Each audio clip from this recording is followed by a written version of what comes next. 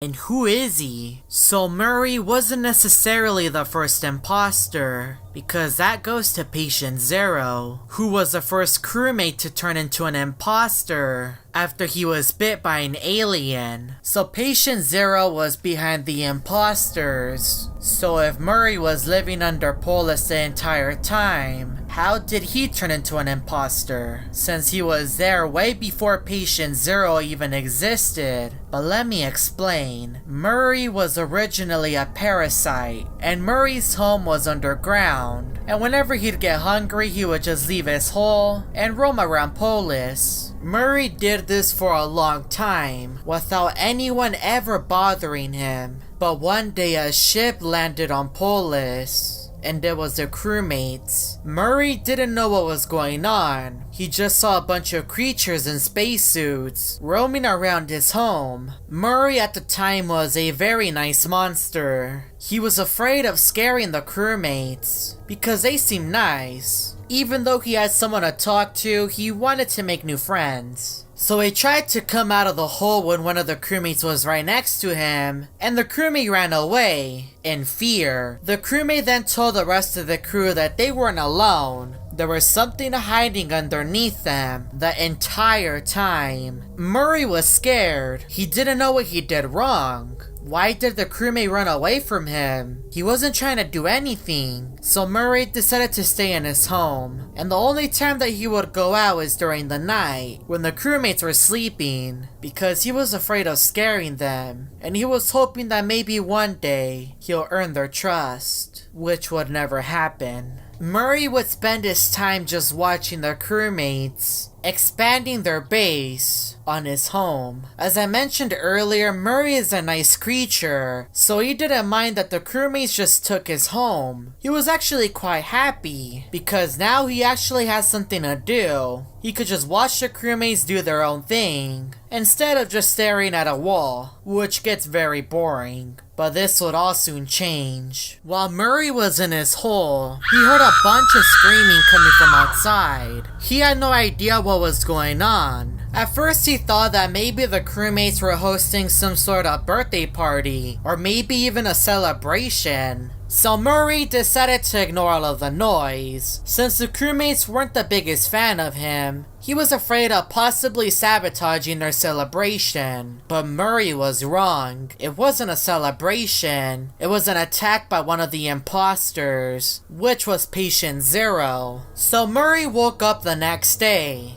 and he could hear nothing outside. Everything was dead silent, and the only thing that he could see was dead bodies, which were the crewmates. Murr3y had no idea what happened. He thought the crewmates were just having a celebration, but turns out that they were attacked by the imposters, which cost the lives of many crewmates. The crewmates were long gone. They just left their base there, untouched for several years. But then Murr3y noticed something on the wall. It was a flyer. The flyer read, "See something, say something." And there was an imposter going after a crewmate. There were several flyers scattered across the map saying the same thing. And there was even a portrait of this green crewmate. And this crewmate was Patient Zero, the first imposter. Murr3y was confused because he had no idea what an imposter was. What even is that? He had an idea on what a crewmate was because he's been around them for a long time, but he didn't know what an imposter was. That was just always in his mind. Murr3y spent the rest of his days just in the hole, waiting for the day that the crewmates would arrive.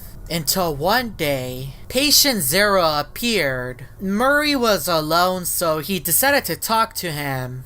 Murr3y asked Patient Zero if he was the one on the flyers, and Patient Zero nodded. Murr3y then decided to bring up the question on what happened to the crewmates, and Patient Zero told him the story on how he was originally a scientist and was bit by an alien, and that the only thing that he has in his mind is death. But for some reason, Patient Zero didn't want to attack Murr3y, which was very weird. Patient Zero didn't know why, so he offered Murr3y a friendship. Both of them can coexist together and hopefully live a peaceful life.